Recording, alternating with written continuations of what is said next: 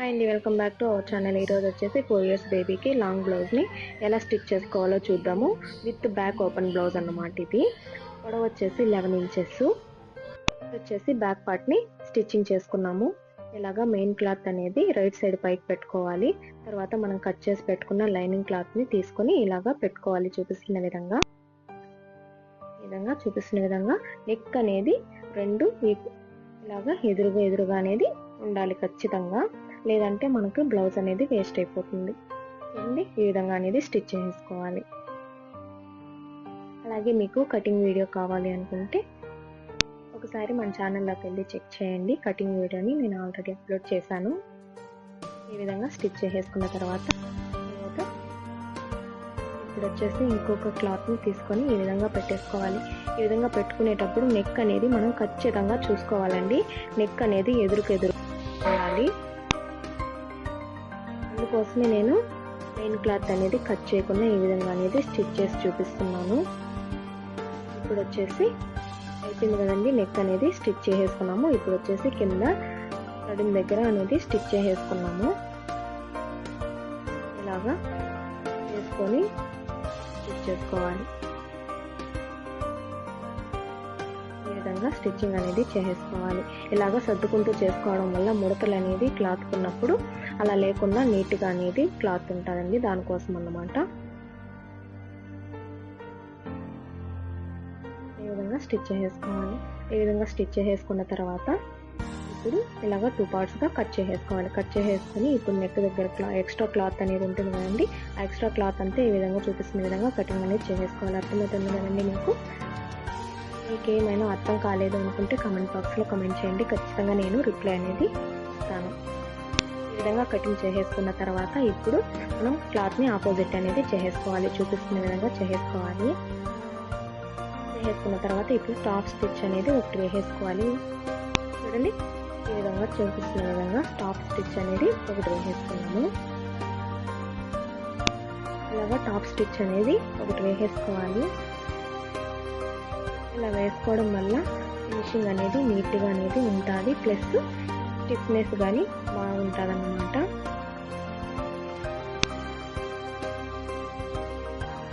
ఇప్పుడు నెక్ దగ్గర కానీ టాప్ స్టిచ్ అనేది ఒకటి వేసేసుకున్నాము.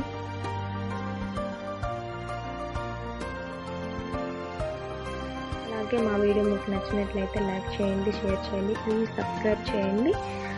ఈ వీడియో మీకు యూస్ఫుల్ అనిపిస్తుందంటే ఫ్రెండ్స్ అండ్ ఫ్యామిలీకి షేర్ చేయండి. ఇప్పుడు ఈ సైడ్లో ఒక స్టిచ్ అనేది వేసేస్తున్నాము. ఇది వచ్చేసి పొడవు వచ్చేసి బ్లౌజ్ పొడవు 11 inches అండి. చెస్ట్ లూజ్ వచ్చేసి 19 inches అనమాట. ఎవరైనా సేమ్ మెజర్మెంట్తో ఉన్న వాళ్ళైతే ఇదే విధంగా స్టిచ్చింగ్ కటింగ్ అనేది చేసుకుంటే సరిపోతుంది. కటింగ్ వీడియో వచ్చేసి మన ఛానల్లోకి వెళ్ళి ఒకసారి చెక్ చేయండి. ఈ విధంగా జాయిన్ చేసేసుకోవాలి. జాయిన్ చేసేసుకున్న తర్వాత ఇప్పుడు వేస్ట్ క్లాత్ ఉంది కదండి, ఈ వేస్ట్ క్లాత్ అంతా కట్ చేసేసుకోవాలి. ఈ వేస్ట్ క్లాత్ని కట్ చేసుకునేటప్పుడు మెయిన్ క్లాత్ అనేది కొంచెం కానీ కట్ అనేది అవ్వకూడదు. వేస్ట్ క్లాత్ మాత్రమే కటింగ్ చేసుకోవాలి. ఈ విధంగా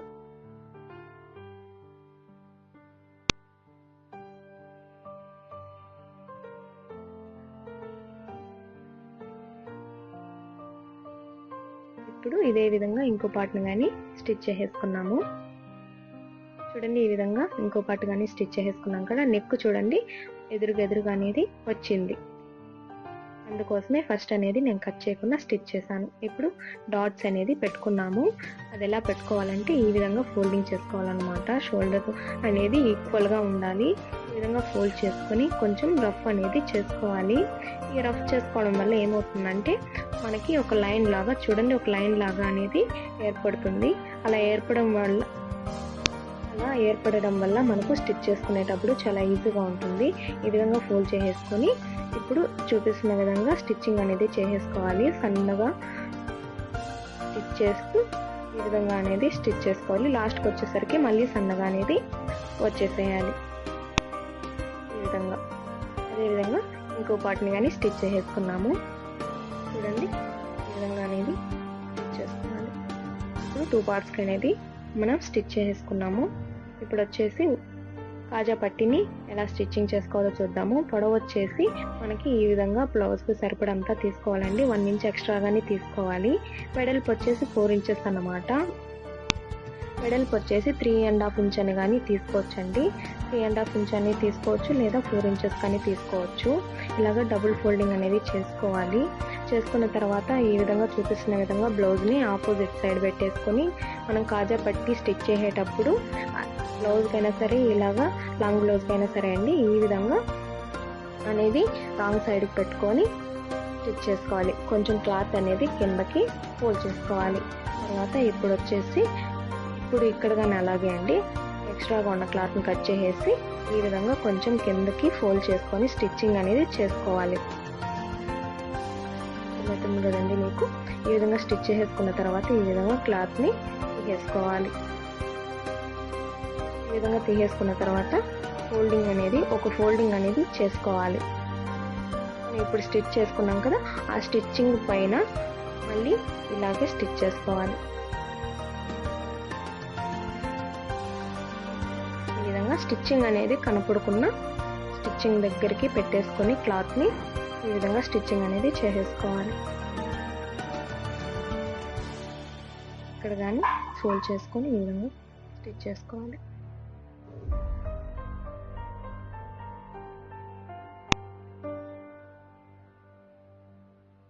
ఈ విధంగా స్టిచ్ చేసుకున్న తర్వాత మిడిల్లో ఇంకొక స్టిచ్చింగ్ అనేది చేసుకోవాలి. ఈ విధంగా ఇంకొక కుట్టు అనేది వేసుకోవాలి. ఇలా వేసుకోవడం వల్ల కాజా పట్టీ అనేది స్టిఫ్నెస్ అనేది ఉంటుంది. ఇప్పుడు కాజా పట్టీని స్టిచ్ చేసేసుకున్నాం కదా, ఇప్పుడు ఉక్స్ పట్టీని ఎలా స్టిచ్ చేసుకోవాలో చూద్దాము.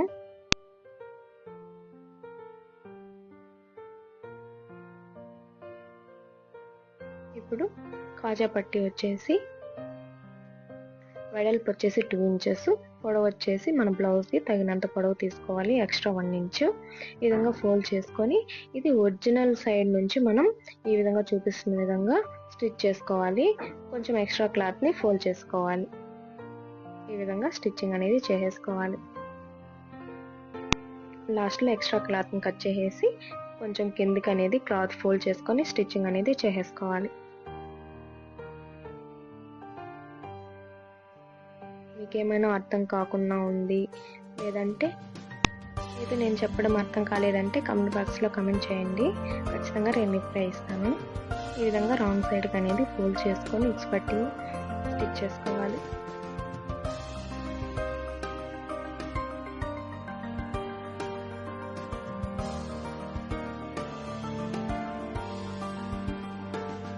ఈ విధంగా నీడిల్ అనేది కిందకి పెట్టుకొని ఈ విధంగా స్టిచ్ చేసుకోవాలి.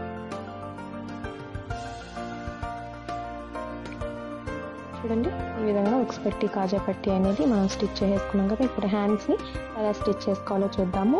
ఇలాగ మెయిన్ క్లాత్ రైట్ సైడ్ అనేది కిందకి పెట్టేసుకోవాలి, రాంగ్ సైడ్ అనేది పైకి పెట్టేసుకోవాలి. ఇప్పుడు లైనింగ్ క్లాత్ని మెయిన్ క్లాత్ని ఇలాగా చూపించిన విధంగా అటాచ్ చేసేసుకోవాలి. ఇలాగా ఒక 1/2 ఇంచ్ గ్యాప్తో ఒక కుట్టు అనేది వేసేసుకోవాలి. వేసేసుకున్న తర్వాత ఇప్పుడు మనం ప్రిల్స్ కోసం 3 ఇంచెస్ అనేది పెట్టాం కదా, అది ఇప్పుడు ఇలాగ మిడిల్లో ఒక లైన్ డ్రా చేసుకొని అక్కడి నుంచి 3 ఇంచెస్ అనేది మనం మార్క్ చేసుకోవాలి. అలాగే ఇటువైపు కానీ 3 ఇంచెస్ అనేది మనం మార్క్ చేసుకోవాలి. ఇది ఎందుకోసము అంటే ప్రిల్స్ పెట్టుకోవడం కోసం అన్నమాట. ఇక్కడి నుంచి ఇక్కడి వరకు అని మనకు గుర్తుండడం కోసం అన్నమాట.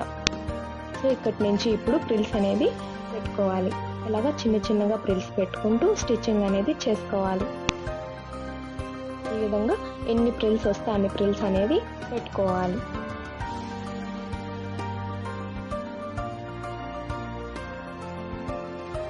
ఈ విధంగా మొత్తం పెట్టేసుకోవాలి. మీకు ఎటువైపు వాటంగా ఉండి ఎటువైపు కంఫర్టబుల్గా ఉంది అనుకుంటే అటువైపు మీరు పెట్టుకోవచ్చు అన్నమాట. ఈ విధంగా ప్రిల్స్ అనేది పెట్టేసుకున్న తర్వాత ఇప్పుడు కరెక్ట్గా ఉందా లేదా అని చెప్పేసి చూసుకోవాలి. మనం నార్మల్ హ్యాండ్ని కట్ చేసుకున్నాం కదండి పేపర్తో, అది పెట్టుకొని ఈ విధంగా చూసుకుంటే కరెక్ట్గా అనేది తెలుస్తుంది. కరెక్ట్గా అనేది మనకు వచ్చింది. ఇప్పుడు వచ్చేసి మనకు పైపింగ్ సన్నగా వేసుకోవాలి అంటే గోట్ అన్నమాట. మనము హ్యాండ్కి గోట్ వేసేసుకున్నాము. ఈ విధంగా కొంచెం ఫోల్డ్ చేసుకొని కింద కుట్టేసుకోవాలి. ఈ విధంగా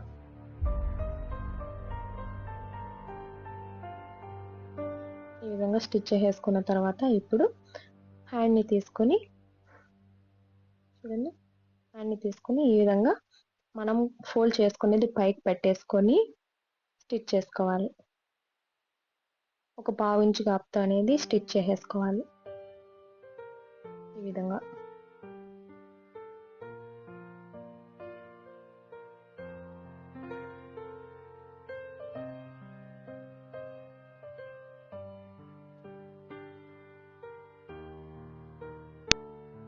ఈ విధంగా అనేది స్టిచ్చింగ్ చేసేసుకోవాలి. ఈ విధంగా స్టిచ్చింగ్ చేసేసుకున్న తర్వాత ఇప్పుడు ఇక్కడ ఇలాగ కిందికి ఫోల్డ్ చేసుకోవాలి. చూడండి, పైపింగ్ అనేది వాళ్ళు సన్నగా వేయమన్నారండి, బ్రాడ్గా వద్దన్నారు. సో నేను సన్నగా వేస్తున్నాను. స్టిచ్ మనం వేసేటప్పుడు పింక్ క్లాత్ మీద అనేది పడకూడదు, అదే గుంతలో అనేది పడాలి. అంటే గ్రీన్ ఫ్యాబ్రిక్ మీద మాత్రమే పడాలి. పింక్ క్లాత్ మీద అనేది స్టిచ్చింగ్ పడకూడదు. ఈ విధంగా స్టిచ్ చేసేసుకోవాలి.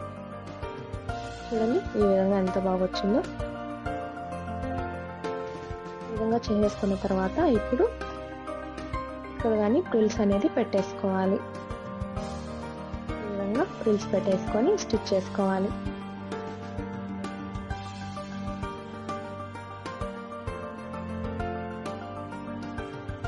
మనం కింద ఎలా పెట్టుకున్నామో ప్రిల్స్, అదే విధంగా ఇక్కడ కానీ ప్రిల్స్ అనేది పెట్టేసుకోవాలి. పెట్టుకుంటూ స్టిచ్ అనేది చేసుకోవాలి.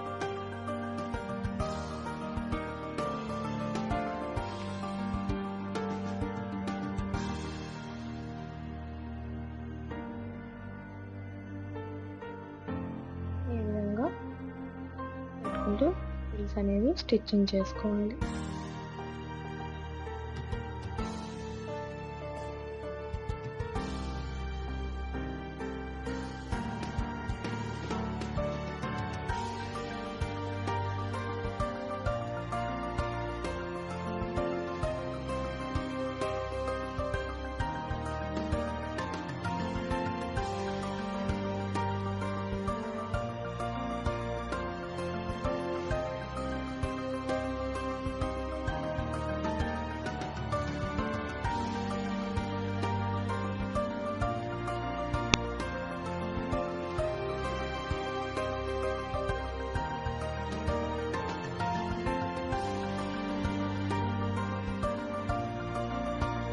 ఈ విధంగా పెట్టేసుకున్న తర్వాత ఇప్పుడు వేస్ట్ క్లాత్ అంతా కట్ చేసేసుకోవాలి. చూడండి బుట్ట హ్యాండ్ అనేది ఎంత బాగా వచ్చిందో. ఇలాగే ఇంకొకటి కానీ స్టిచ్ చేసేసుకోవాలి. చూడండి హ్యాండ్ అనేది ఎంత బాగుందో. ఇప్పుడు వచ్చేసి జాయిన్ చేసేసుకున్నాము మనము ఫ్రంట్ పార్ట్ బ్యాక్ పార్ట్ని.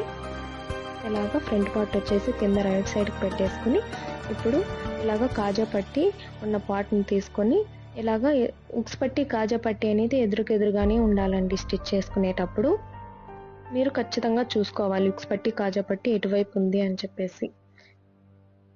ఇక్కడ షోల్డర్ని ఈ విధంగా జాయిన్ చేసేసుకోవాలి. మనం 1/2 ఇంచ్కి అనేది తీసుకున్నాం కదండి షోల్డర్ జాయింట్. సో 1/2 ఇంచ్కి ఇలాగా స్టిచ్ చేసేసుకోవాలి.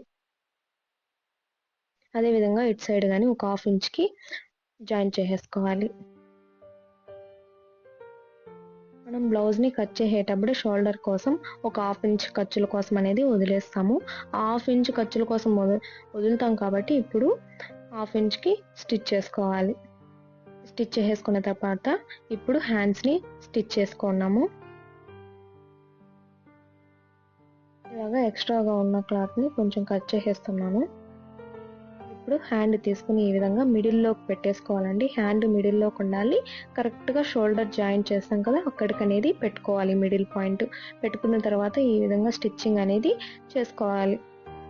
ఒక 1/2 ఇంచు వెడల్పుతో స్టిచ్ అనేది చేసుకోవాలి. ఈ విధంగా చేసేసుకున్న తర్వాత ఈ విధంగా తిప్పుకోవాలి. ఆపోజిట్గా మళ్ళీ తిప్పుకొని ఇంకొక స్టిచ్ అనేది ఆ స్టిచ్ పైనే పడేటట్లు వేసుకోవాలి. ఇలా వేసుకోవడం వల్ల మనకు స్టిఫ్నెస్ అనేది ఉంటుంది, త్వరగా చిరిగిపోకుండా కానీ ఉంటుంది. ఈ విధంగా కంటిన్యూ చేసుకోవాలండి. లాస్ట్ వరకు ఇదే విధంగా స్టిచ్ చేసుకోవాలి. స్టిచ్ చేసుకున్న తర్వాత మళ్ళీ ఆపోజిట్ చేసుకొని మళ్ళీ దానిపైన ఇంకో స్టిచ్ అనేది వేసుకోవాలి. చూడండి ఈ విధంగా ఆపోజిట్ చేసుకొని మళ్ళీ ఇంకో స్టిచ్ అనేది వేసుకోవాలి. కదండి ఈ విధంగా చూడండి. ఇప్పుడు ఈ విధంగా హ్యాండ్ అనేది స్టిచ్ చేసుకోవాలి. అదే విధంగా ఇంకో హ్యాండ్ కానీ స్టిచ్ చేసుకున్నాము. ఇప్పుడు 2 హ్యాండ్స్ని స్టిచ్ చేసుకున్న తర్వాత సైడ్ జాయింట్ ఎలా చేసుకోవాలో చూద్దాము. ఈ విధంగా పెట్టేసుకున్న తర్వాత మనం ఆల్రెడీ ఒక లైన్ అనేది డ్రా చేసుకున్నాం. చూడండి పైకి వచ్చేసి ఇది ఓపెన్ అనమాట. ఓపెన్ కోసం 2 ఇంచెస్ అనేది పైకి కట్ చేసుకోవాలి. ఇప్పుడు ఆర్మ్ రౌండ్ వచ్చేసి మనం 4 ఇంచెస్ బేబీది వచ్చేసి కానీ కొంచెం ఒక 3 పాయింట్స్ ఎక్స్ట్రాగానే పెట్టుకున్నాము. ఎందుకోసం అంటే ఫ్రీగా అనేది ఉండాలి కదండి బేబీ కోసం. సో ఇప్పుడు ఇలాగా సైడ్స్ని జాయింట్ అనేది చేసేసుకోవాలి.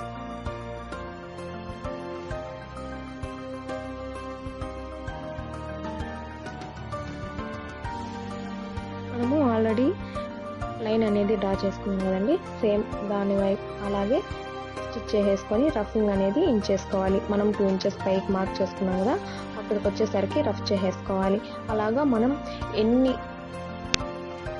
కుట్లు కావాలి అనుకుంటే అన్ని కుట్లు వేసేసుకోవాలి. వేసేసుకున్న తర్వాత లాస్ట్లో రఫింగ్ అనేది ఇచ్చేసుకోవాలి ఖచ్చితంగా.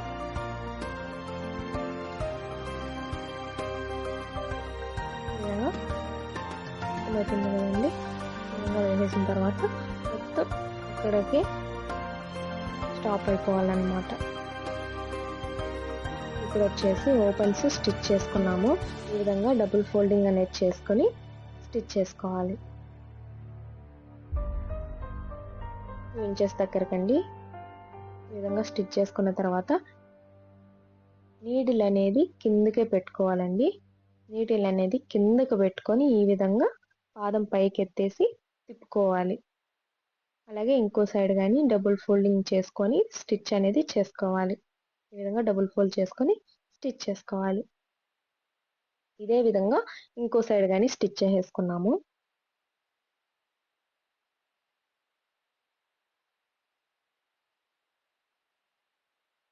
చూడండి ఎంత బాగా వచ్చిందో. ఇదే విధంగా ఇంకో వైపు స్టిచ్ చేసేసుకున్నాము. స్టిచ్ చేసేసుకున్న తర్వాత బ్లౌజ్ ఇదండి. Thank you for watching.